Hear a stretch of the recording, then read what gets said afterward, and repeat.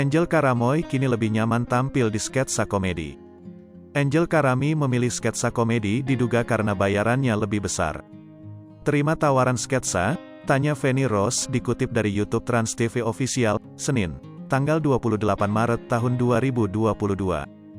Jadi orang yang lucu, walaupun sebenarnya nggak bisa ngelawak.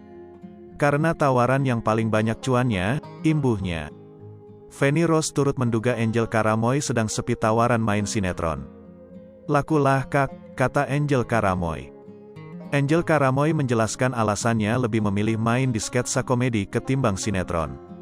Angel Karamoy menyebut jika jadwalnya sudah penuh dengan program sketsa komedi.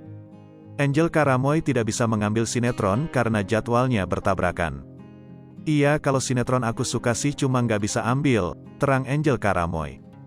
Karena ternyata udah ada beberapa program sketsa komedi. Kalau sinetron itu, kan mesti Senin sampai Sabtu kan? Jadi mengganggu jadwal sketsa, tambahnya. Angel Karamoy terbebani ketika dipanggil sebagai komedian. Dia mengaku tak merasa lucu dibanding komedian lainnya. Padahal nggak lucu, beban lo kalau dipanggil komedian. Harus lucu dan aku nggak lucu, aku lebih ke on, tuturnya. Feni Rose berkomentar jika Angel Karamoy sebenarnya lucu karena menjadi diri sendiri.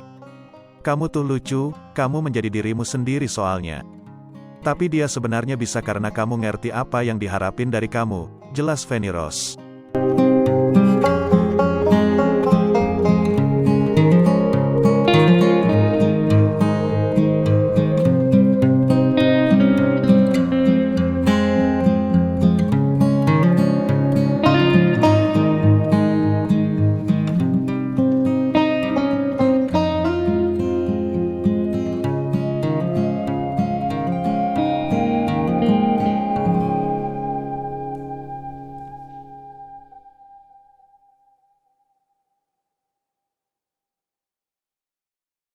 Hai pemirsa Sri Popo TV, jangan lupa komen, like, dan subscribe, serta tonton terus berita-berita terupdate lainnya